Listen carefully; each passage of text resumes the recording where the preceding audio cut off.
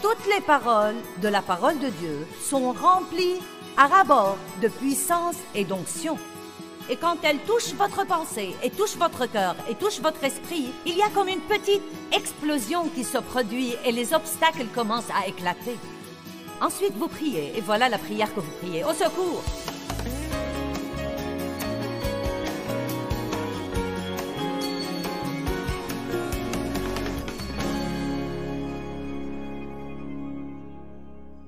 Quand vous recevez Christ comme votre sauveur,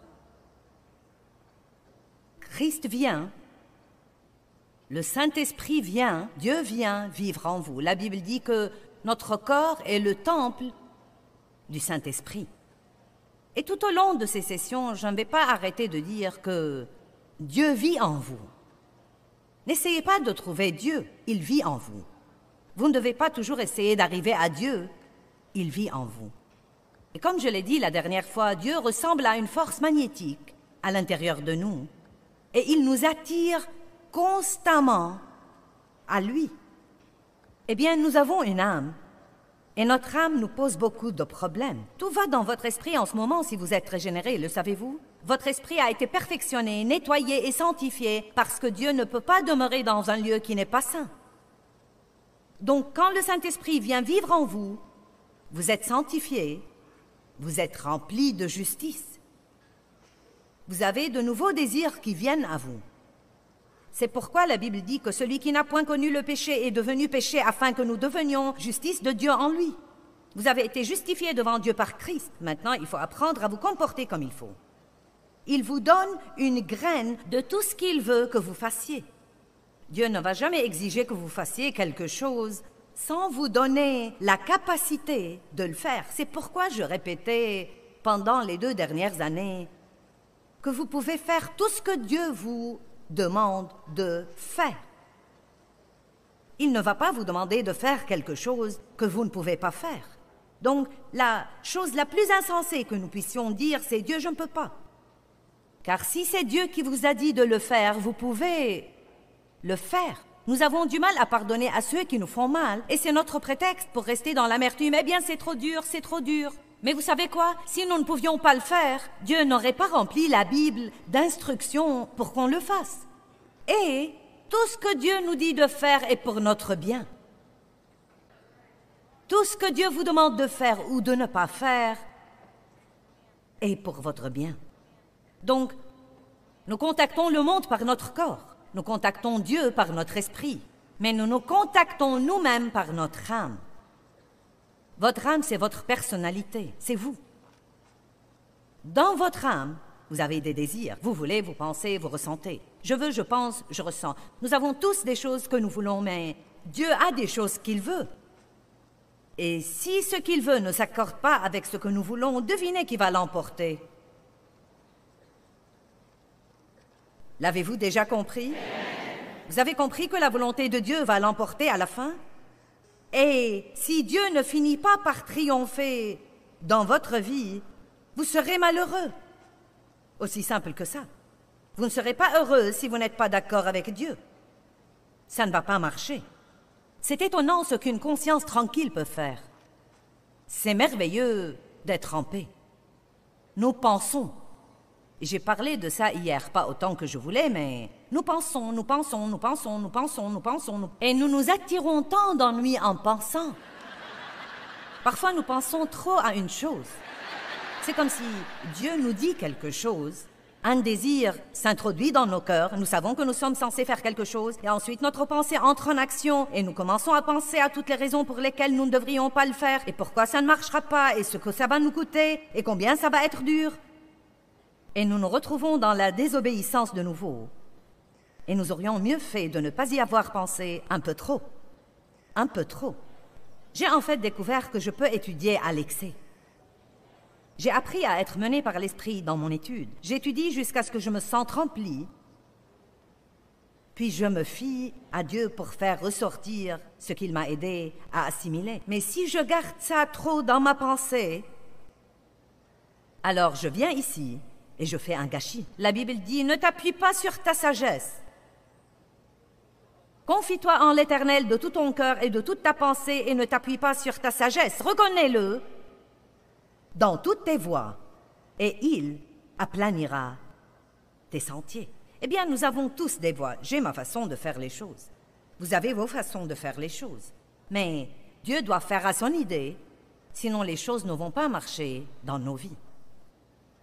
La conversion, recevoir le Christ, marque le retour initial de l'âme à Dieu. Et Dieu cherche ce que la Bible appelle l'union, qui veut vraiment dire l'unité. Vous savez, vous pouvez parfois entendre parler du mariage comme l'union de mariage, où l'homme quitte son père et sa mère et les deux deviennent un. Un. Dieu veut être un avec nous. Il veut que nous soyons un avec lui. Cela veut dire penser comme lui, vouloir les mêmes choses. Jésus a dit « Je ne dis que ce que j'entends mon Père dire. Je ne fais que ce que je vois mon Père faire. Celui qui m'a vu a vu le Père. Tout ce qui est à lui est à moi, et tout ce qui est à moi est à lui. » Unité, unité, elle vous donne la puissance. À l'instant où vous recevez Christ comme votre sauveur, vous commencez un voyage, le voyage de toute une vie. Et vous serez dans ce voyage tout au long de votre vie. Il ne s'agit pas tant d'arriver à la perfection avant que Christ ne vous appelle au ciel que de continuer à avancer, à aller dans la direction de Dieu et à faire de votre mieux pour faire tout ce que vous croyez que Dieu vous demande de faire ou de ne pas faire. Dieu ne va pas vous demander de faire quelque chose sans vous donner la capacité de le faire. Dieu ne va pas vous demander de faire quelque chose sans vous donner la capacité de le faire. Si vous commencez à sentir que Dieu vous dit de vous séparer de certains de vos amis parce qu'ils empoisonnent votre âme, et qu'ils ne sont vraiment pas bons pour vous, et qu'ils vous rabaissent toujours, et qu'ils ne mènent pas le genre de vie que vous essayez de vivre, et qu'ils vous tentent toujours d'aller au mauvais endroit et de vous impliquer dans de mauvaises choses. Allez, est-ce que je parle à quelqu'un? Et vous savez que Dieu s'occupe de vous. Mais vous pensez, eh bien, je serai solitaire. Eh bien, je n'aurai pas d'amis. Puis vous pensez, je ne veux pas les blesser. Et donc, malgré toutes ces absurdités, continuez à obéir à Dieu. Alors que vraiment, oui, vous serez solitaire pendant un temps, mais ce n'est pas aussi mauvais que ça. Quand vous n'avez personne d'autre, vous apprenez à mieux connaître Dieu. Et ensuite, au bon moment, écoutez maintenant, si vous sacrifiez la chose à laquelle vous vous cramponnez et qui en fait vous rend malade, il va y avoir un peu de douleur, un peu de gêne dans votre âme. Mais il y aura une résurrection. Après la mort, il y a la résurrection. Certains d'entre vous se soucient beaucoup trop de ce que les gens pensent d'eux. J'ai enduré ça pendant des années. Réputation, réputation, réputation. Que penseront les gens? Et vous savez quoi? Vous devez mourir à votre réputation et vous fichez pas mal de ce qu'ils pensent. Eh bien, peut-être que vous traverserez une période de temps où ça va vraiment être douloureux. Mais plus tard, non mais il n'y a pas de liberté comme ne pas avoir à impressionner. Oh mon Dieu, c'est si merveilleux de pouvoir être qui vous êtes et de ne pas être excessivement inquiet de ce que pensent les autres, de ne pas avoir vraiment à les impressionner ou à rivaliser avec eux ou à vous comparer à eux. J'aurais voulu vous dire que j'ai été sauvée lundi et que mardi j'avais tout ça, mais ce n'est pas la vérité. Ça a été un voyage, et un long voyage. Et je crois parfois que la partie initiale de notre voyage est peut-être la plus dure pour 2 ou 3 raisons. Premièrement, nous ne sommes pas habitués à ne pas faire ce que nous voulons. Et donc, nous devons nous habituer à ça. Deuxièmement, nous ne savons pas beaucoup de choses. Nous devons être instruits. Et j'espère que le fait de partager avec vous vous aidera parce que nous ne pouvons pas coopérer avec ce que Dieu essaye de faire dans notre vie si nous ne comprenons pas complètement ce qu'il essaye de faire. Et donc, je crois que la partie initiale est peut-être la plus dure. C'est pourquoi nous avons besoin parfois de gens pour nous conseiller et nous avons besoin de gens pour prier pour nous et de bons amis chrétiens pour nous encourager au début de notre vie avec Dieu. Car nous savons tous que beaucoup de gens commencent comme il faut, mais ils récidivent peu après parce qu'ils ne comprennent pas et que tout leur semble si dur alors qu'ils ont vraiment cru que tous leurs problèmes étaient finis. Et nous savons maintenant que ce n'est pas vrai. Mais vous savez quoi? Votre pire journée avec Dieu, la pire journée que vous puissiez avoir, quand Dieu est à vos côtés, est toujours meilleure que votre meilleure journée sans lui.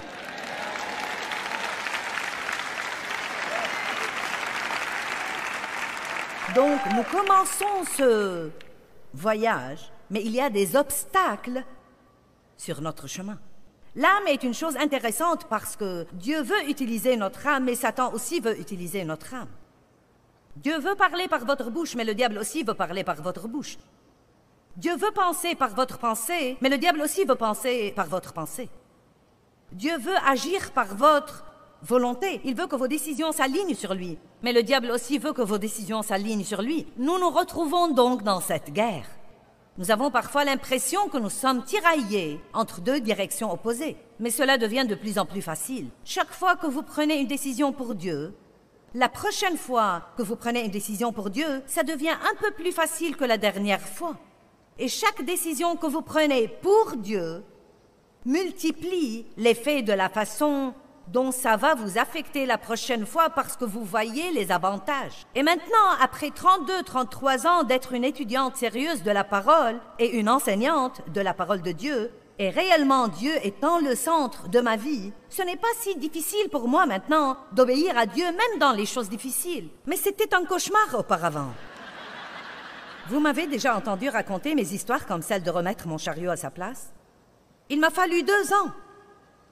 2 ans pour arriver au point d'obéir à Dieu toutes les fois. Et quand j'allais à l'épicerie, c'était à l'époque où j'avais commencé. Je donnais une étude de Bible à la maison. J'avais mes enfants.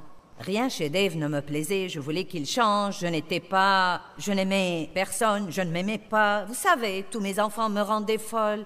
Et vous savez, j'allais à l'épicerie, je n'avais pas d'argent. Vous savez, tout devait être calculé. On devait attacher les coupons. Tout ça était un cauchemar. Mais je donnais déjà une étude de Bible, j'étais régénérée, remplie de l'esprit, j'avais un appel sur ma vie. J'aimais Dieu, et Dieu a commencé à me dire de remettre mon chariot d'épicerie à sa place. Pourquoi devrais-je faire ça?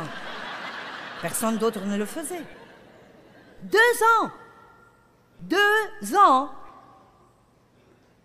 Où Dieu m'a martelé avec ça, avant que je ne le remette s'il pleuvait, et le remette s'il neigeait, et le remette si j'étais pressée. Non, mais de le remettre là où il devait être. Et si là où il devait être était rempli et qu'il n'y avait pas de place, je le ramenais au magasin, je le prenais au magasin et je le remettais à sa place. 2 ans! L'autre jour, je me faisais faire mes ongles et je suis allée aux toilettes et j'ai utilisé le dernier papier toilette qui était sur le rouleau. Et non, mais je sais tout de suite. Cherche un rouleau. Trouve où il est dans la salle. Vois si c'est quelque part. Cherche un nouveau. Remplace-le. Vous savez, ma chère...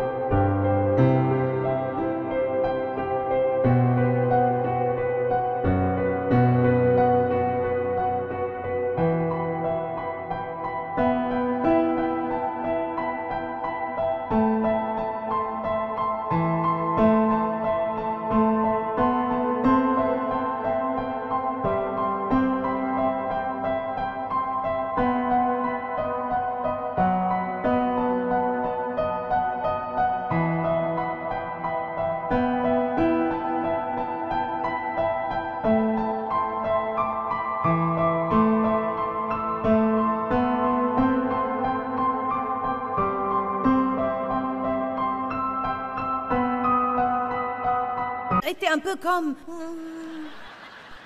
Je ne sais pas où il est. Eh bien, cherche-le. Eh bien, vous savez... Mais tout ça a pris peut-être, je ne sais pas, moins d'1 minute. Et j'ai fait ce que Dieu m'a dit de faire. Et vous pensez des chariots d'épicerie et du papier toilette, je suis venu pour écouter la parole de Dieu. Puis-je vous dire quelque chose? Si vous n'allez pas obéir à Dieu dans de petites choses comme ça, vous feriez aussi bien d'oublier l'obéissance à Dieu dans d'autres trucs.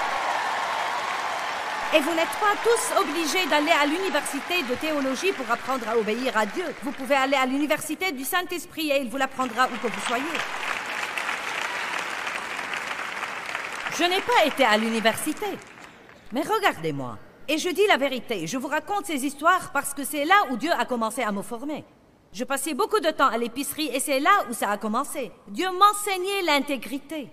Il m'enseignait à être une femme à caractère pieux, à être une femme d'excellence et à ne rien faire de la façon la plus relâchée et la plus facile dont je pouvais me débrouiller, mais de faire les choses comme il faut, surtout quand personne ne me voyait. Personne n'était dans cette salle de bain avec moi. Personne n'allait savoir si j'avais remplacé le papier toilette ou si j'avais laissé à la personne suivante de faire ça. On n'aime pas quand on va à la salle de bain et qu'il n'y a pas de papier toilette. Faites-le de même pour eux. Tout ce que vous voulez que les hommes fassent pour vous. Je ne sais pas de quoi ce message aura l'air quand il sera traduit en chinois et en dialecte indien et... Vous savez. Mais je vous dis une chose, nous avons tous les mêmes problèmes, quelle que soit la langue que nous parlons, et Dieu veut que nous soyons des gens d'excellence. Dieu se fiche pas mal de ce que vous pensez, vous voulez et vous ressentez. Il veut que vous lui obéissiez. Je veux, je pense, je ressens. Je veux, je pense, je ressens. Je veux. Eh bien, je ne pense pas que je devrais faire ça. Personne d'autre ne le fait. 2 ans pour remettre un chariot à sa place.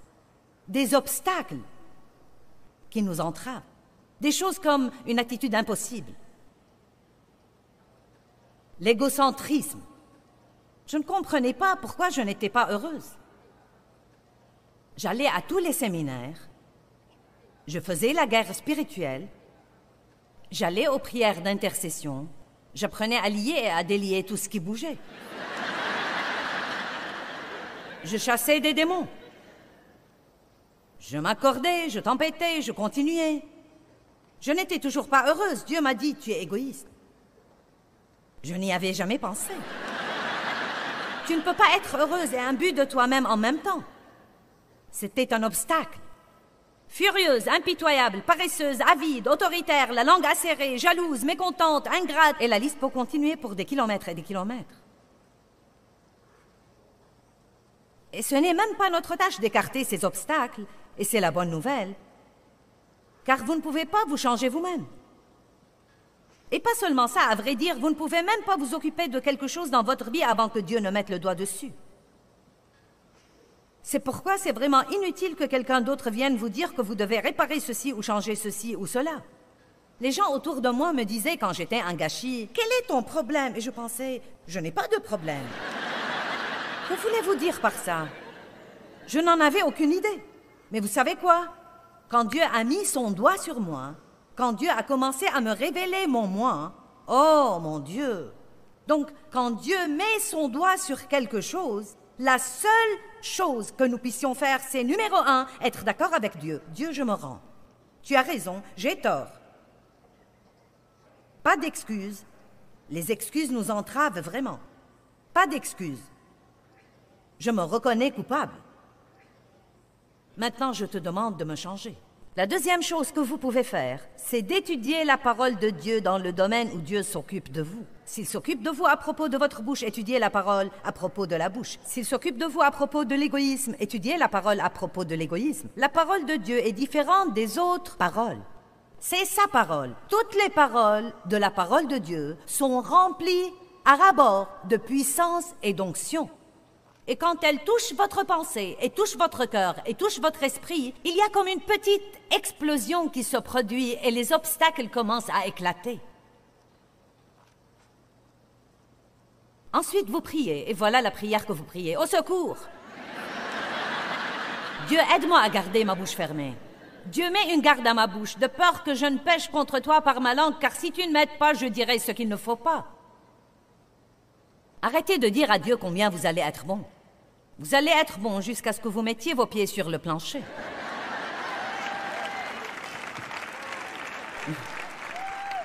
Je parie que Dieu rit quand nous commençons tous les matins à faire nos plans pour la sainteté. Ah oui, aujourd'hui, je ne vais pas pécher. Je ne vais rien dire de mauvais, Dieu.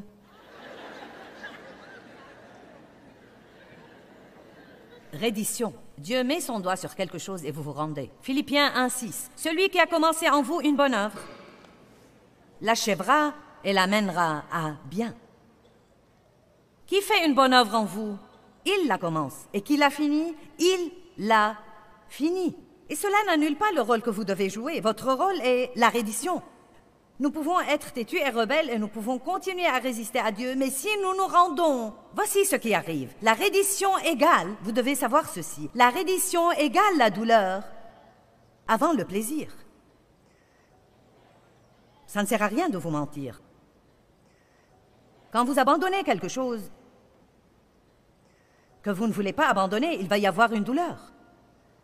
Non pas une douleur physique, mais une douleur dans votre âme. Une douleur de l'âme. Cela nous blesse, cela blesse nos émotions. Quand nous ne voulons pas laisser passer quelque chose, mais nous le faisons.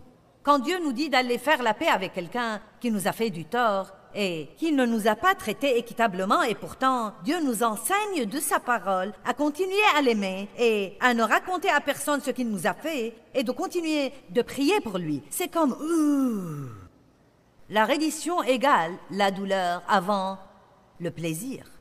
Ce serait une bonne formule à mettre sur une pancarte et à accrocher chez vous. La reddition égale la douleur avant le plaisir. Dieu m'a donné de petites choses comme ça au cours des années. Une autre chose qu'il m'a donnée il y a longtemps, c'est que les œuvres de la chair égalent la frustration. À l'instant où je me suis mise à faire les œuvres de la chair et que j'ai essayé de changer Dave et que j'ai essayé de changer un de mes enfants, je n'ai obtenu que la frustration. Pourquoi? Parce que je n'ai pas mis Dieu dans l'équation. Je ne suis pas allée à Dieu en disant « Dieu, je ne peux changer personne et j'ai besoin de changement plus que tous les autres.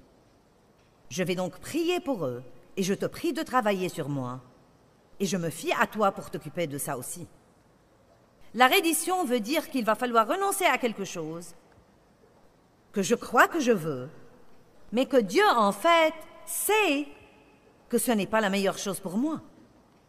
Une de mes amies aime les vacances et elle aime surtout les croisières.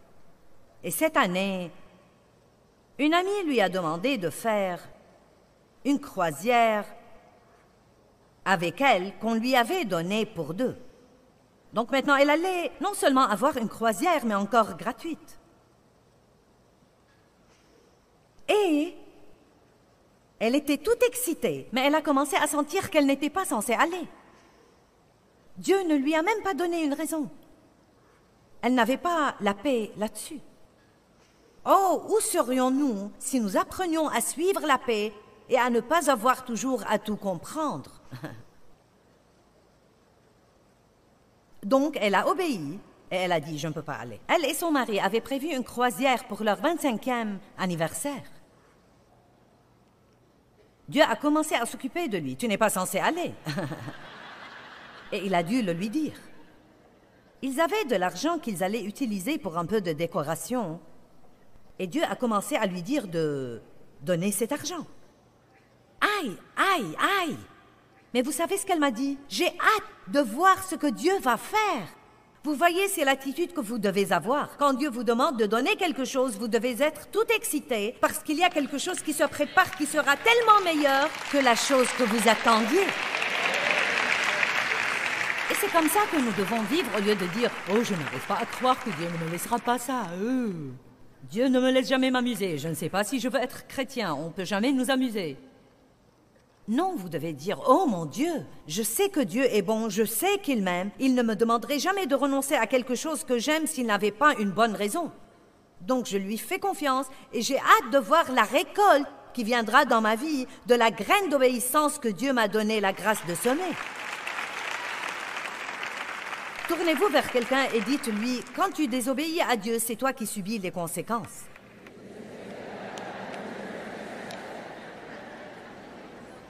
Maintenant, l'unité avec Dieu, entrez dans l'unité. Vous comprenez tous quand je dis l'unité avec Dieu?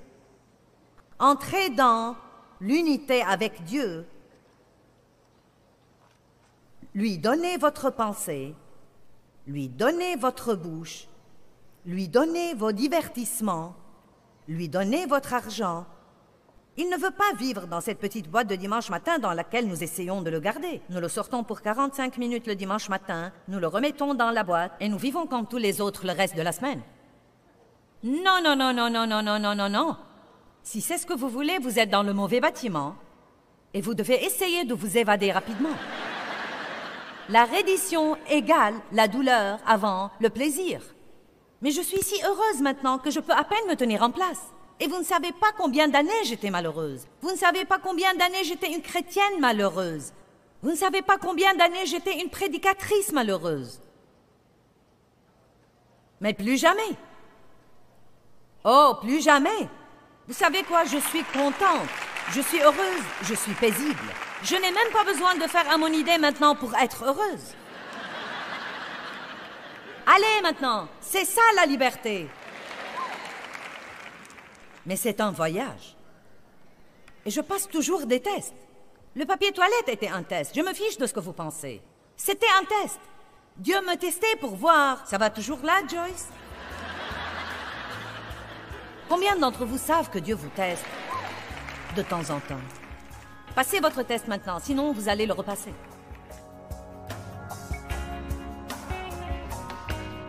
La religion nous donne un règlement, mais Jésus nous donne une nouvelle nature et il nous offre une relation personnelle avec Dieu par lui. Et plus nous passons de temps avec lui, plus nous devenons justes comme lui. Nous devons grandir à l'image de Christ.